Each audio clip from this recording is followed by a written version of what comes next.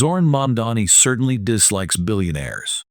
But today marks the first time I haven't entirely dismissed Mamdani's views.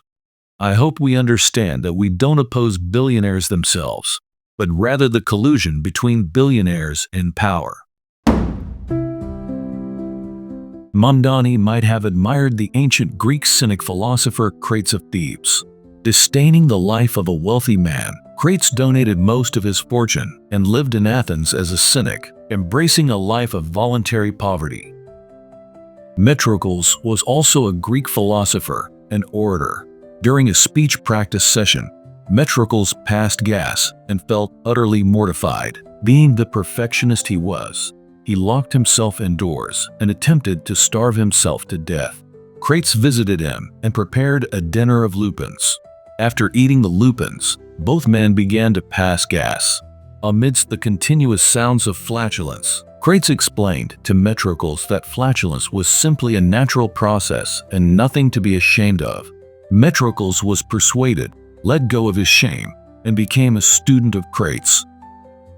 I do not admire Crates' philosophy, but I admire his attitude. Farting is not inherently a problem, but if you treat it as one, it becomes an eternal conundrum with no solution.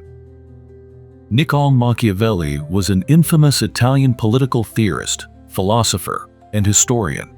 People's aversion to him stems not only from his blatant immoral politics and Machiavellian tactics, but also from his exposure of the evil lurking within human hearts. Many of his works emphasize one point: if a ruler cannot solve a problem, they should create one, channeling public resentment toward their enemies, even if those enemies are merely imagined. For Machiavelli steadfastly believed, you can always trust the power of the people, but never trust their wisdom. In fact, research that manufactures problems also exists in many scientific fields, especially the humanities. I have consistently emphasized that economics should study real problems rather than fake problems. Unfortunately, research on fake problems remains all too common to this day. When we question the unfair distribution of wealth, have we ever considered that this is fundamentally a false problem?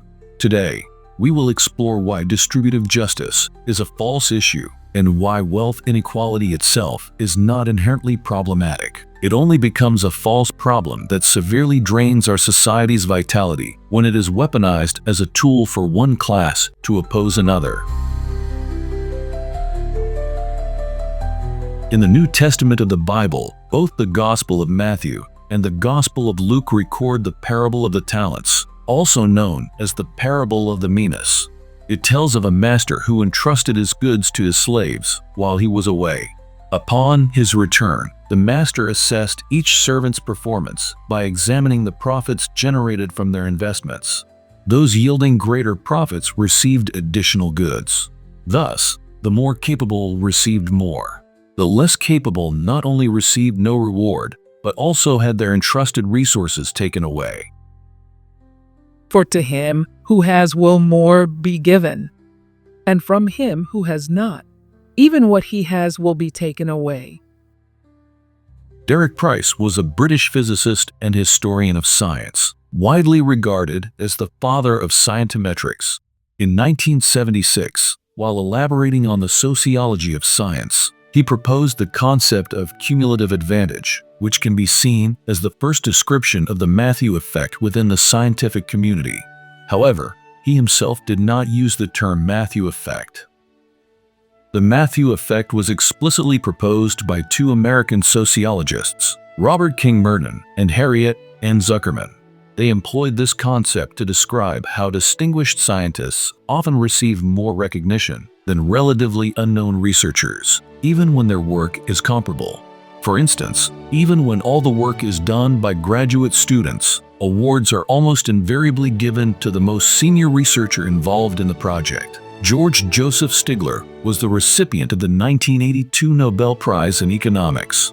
His son, Stephen Max Stigler, proposed in his 1980 publication, Stigler's Law of Eponymy, that no scientific discovery is named after its original discoverer. This is Stigler's Law of Eponymy. He also attributed his own law to Robert Merton. You see, Whenever we introduce Steven Stigler, we usually have to mention that he is the son of George Stigler. After all, his father is the more famous one. Since Steven Stigler's exposition, the Matthew effect has been widely cited, and today it is primarily used to describe the phenomenon where the rich get richer and the poor get poorer. Each of us is different. Our skin color, height, and aptitudes for different work vary. The resources we can mobilize differ. Yet there is one often overlooked difference that stands out as the greatest between us all: fate. More importantly, if we truly believe in freedom and defend it, we must recognize that we will pay different prices for the actions we freely choose. Metrocles, the ancient Greek scholar we just mentioned, had a beautiful sister named Hipparchia. Enamored with the teachings of Crates, Hipparchia also fell in love with this cynic philosopher. Her parents, unwilling for her to embrace the cynic way of life, summoned Crates and implored him to dissuade their daughter. But before Hipparchia, Crates stripped off his clothes and declared, "Here is the bridegroom, and this body is his entire property."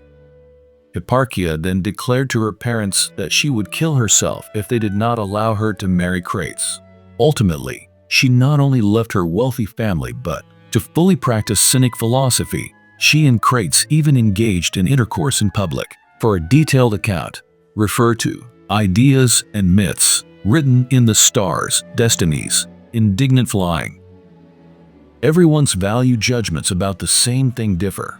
David enjoys eating apples, while Smith prefers bananas. This is a divergence in values.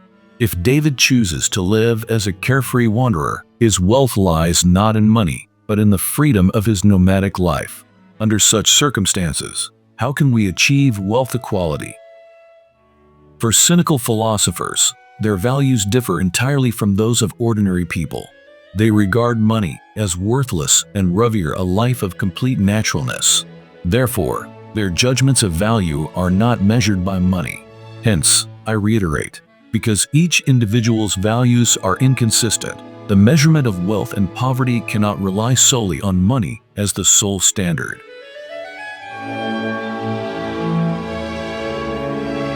As I mentioned earlier, wealth inequality is not the problem, but it doesn't stop some from exploiting this issue for personal gain.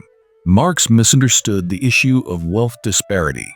He interpreted wealth inequality as distributional inequality, and distribution is a concept invented by some economists to justify government exploitation.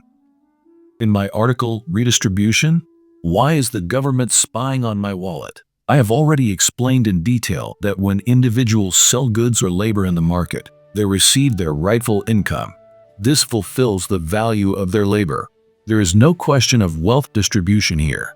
If we talk about distribution, it means submitting everyone's wealth to a fair judge, who then redistributes it. In reality, this judge is the government, but the government is not fair.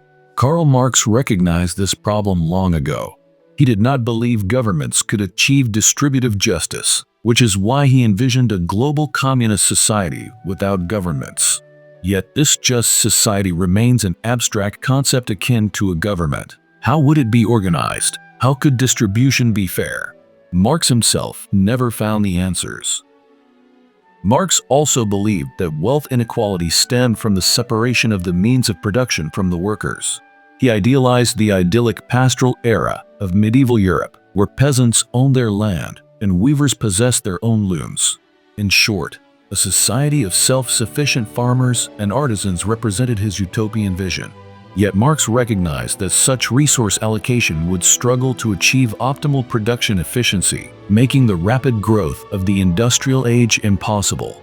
Therefore, the communist society he envisioned would enable individual ownership based on each person's capacity, while simultaneously achieving the optimal utilization of the means of production. This would transform the proletariat into a new, property-owning class that had attained the highest efficiency in resource allocation. Unable to provide a blueprint for this ideal society, he advocated leaving the future to the future itself. The means and outcomes of its realization should remain open-ended. Specific depictions of the future society would constrain its development and potentially lead to coercion. However, Lenin raised Marx's banner to oppose Marx. He advocated for the proletariat to remain perpetually proletarian.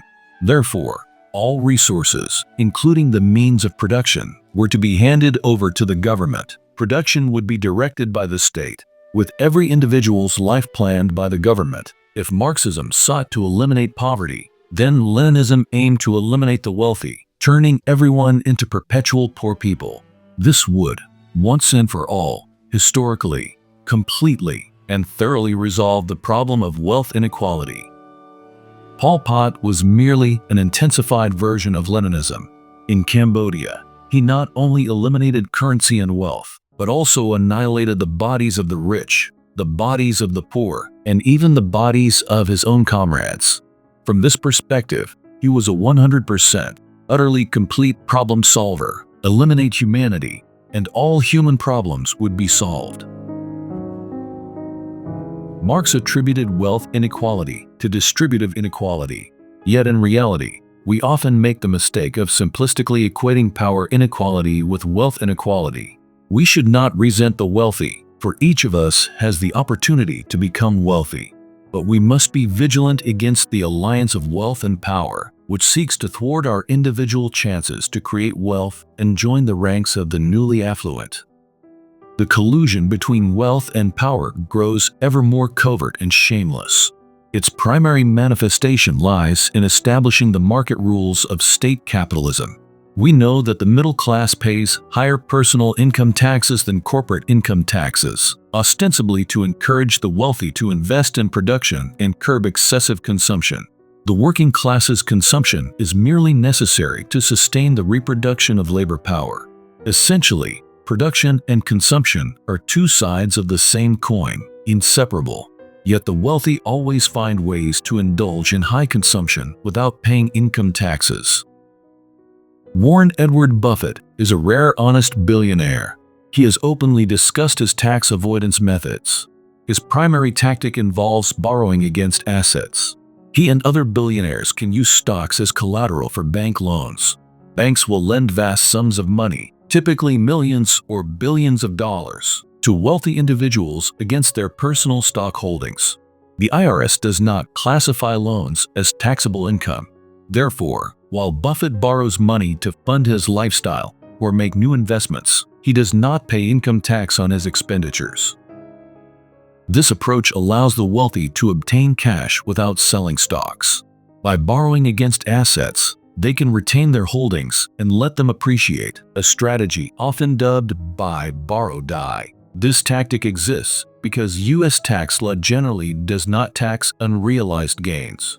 This is a sound tax principle, but don't be fooled by it. Consider the property taxes you pay. In my article, Immoral Property Taxes Infringe on Personal Liberty, I detailed one immoral aspect of property taxes: taxing unrealized gains. For the vast majority of the middle class, a home is merely a basic necessity of life. Yet it is treated as an asset, taxed not only on unrealized gains, but repeatedly taxed on the same asset for unrealized gains. This very structure defines the American tax system, favoring capital gains while penalizing earned income. This outcome stems from the collusion of power and wealth, creating discrimination against those who build wealth through hard work. Tax laws actively obstruct ordinary people's paths to prosperity through labor. I will soon dedicate a column to exploring these issues in depth. As I stated in Mamdani Blows Hot Air, how politicians solve a problem by creating new ones. Capitalism is not inherently a free market economy, but a state-directed market economy. Zohran Mamdani need not oppose the wealthy. He should instead raise the banner against the collusion of power and capital, against the crony capitalism embodied by Donald Trump. America does not need to bungee jump from one extreme to another. What America needs is to hold the golden mean, reduce economic regulation, and protect the free market. In this sense, we need neither socialism that impoverishes all, nor crony capitalism where power and capital collude. What we truly need to uphold is liberalism.